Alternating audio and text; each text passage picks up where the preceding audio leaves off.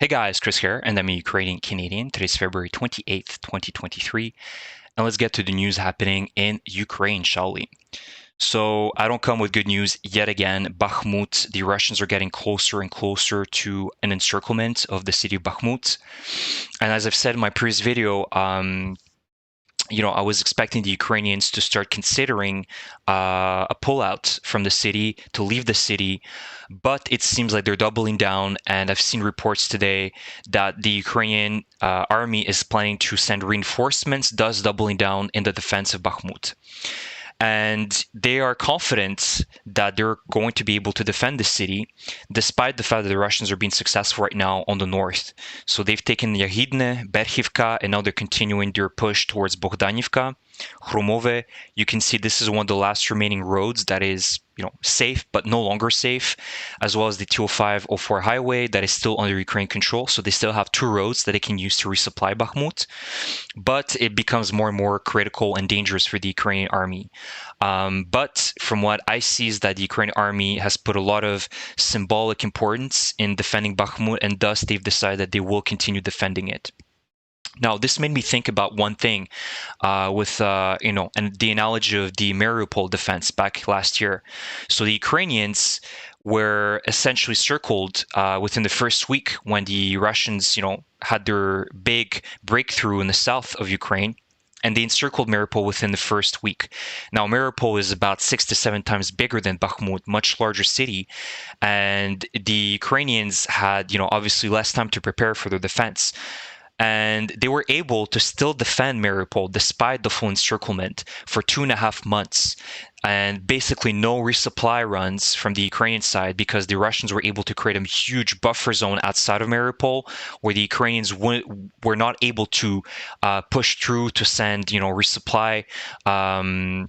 To resupply their forces in Mariupol. So it was very difficult, and they still held their ground for 2.5 months, close to 3 months in Mariupol. So I think what the Ukrainian plan here is that if let's say the Russians are successful at cutting off these two roads here and essentially creating an encirclement, I don't see them being able to really push out and create a huge buffer zone, let's say, from Chasiv Yar all the way to Hromove, right, where they'll be able to effectively defend this entire area.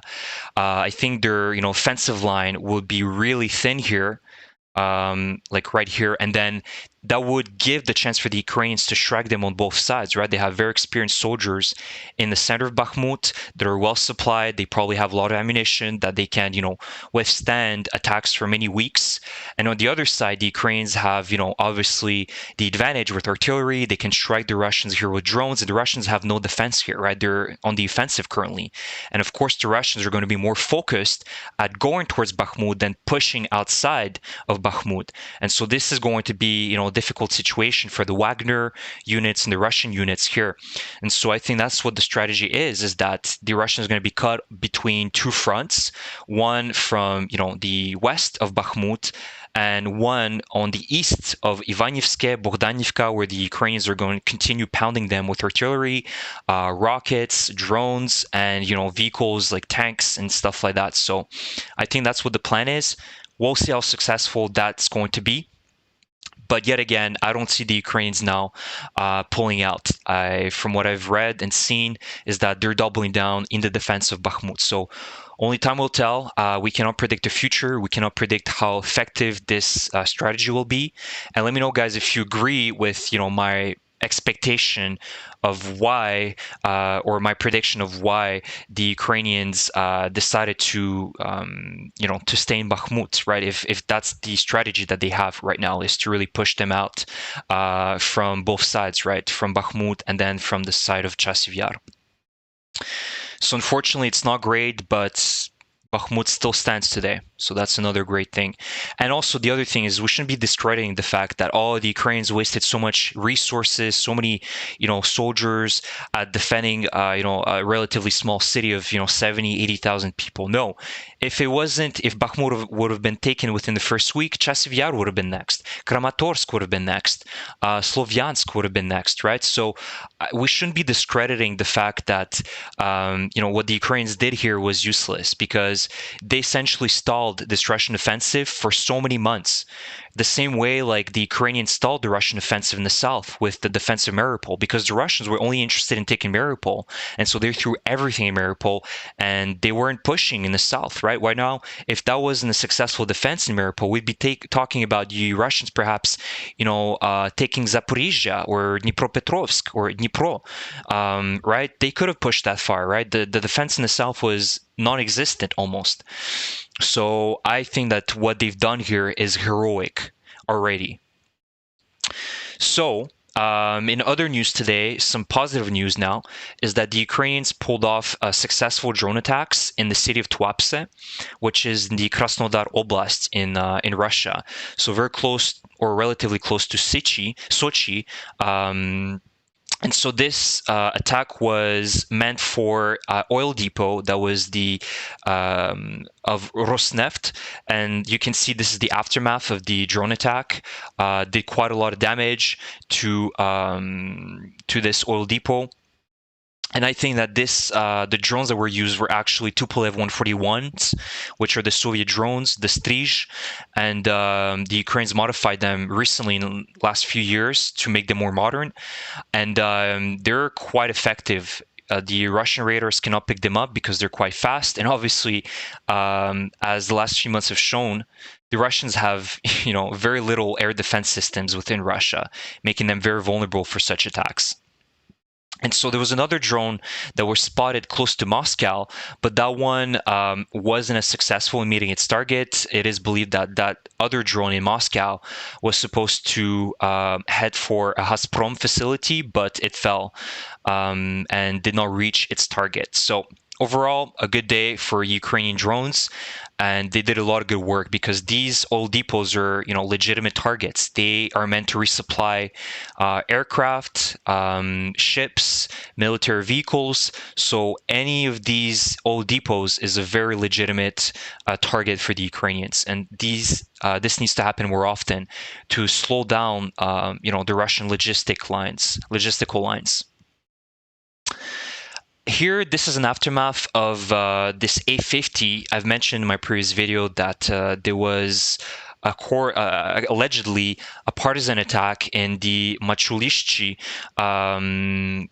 airport close to Minsk, and a Beriev A-50 aircraft was damaged. And so this is the latest satellite image showing that this aircraft seems to be somewhat damaged, but it's very inconclusive. It seems like the damage was not full, as you can see, because obviously the aircraft is still standing. But I can see somewhat some like damage on the left wing, and it looks very weird, right? There's some darker spots on the aircraft, so it's not very conclusive as to what extent the extent of this damage was, but you can see that clearly something happened here, and it leads me to think that this was perhaps more of a partisan attack, because if it was a drone, I think we would have seen a much bigger hole on this aircraft, much more visible hole, let's say, or blacked out area. But here we see that perhaps the damage is more underneath the aircraft. But even though, it's a small damage, it can still be written off because the structure of the aircraft could be, absolutely destroyed, and you can't fly an aircraft whose structure is not, compliant. So we'll see. But it's good news, because if that's the case, this aircraft can no longer fly. That's pretty much $300 million down the drain, just like that. And last but not least, this is an article discussing the fact that Russia right now can only churn out 20 tanks a month. They only have one tank factory, which is the Ural Vagon Zavod, which is a 1930s built industrial complex in eastern Russia.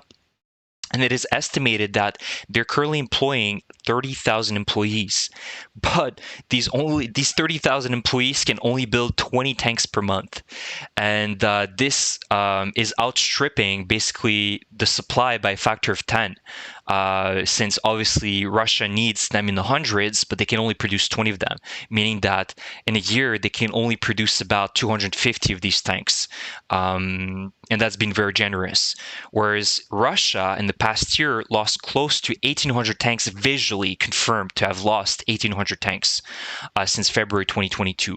And if we account for the ones that haven't been visually confirmed, we can add another 10% on top of that. So that's close to 2,000 tanks that Russia's lost in the past year. Absolutely insane.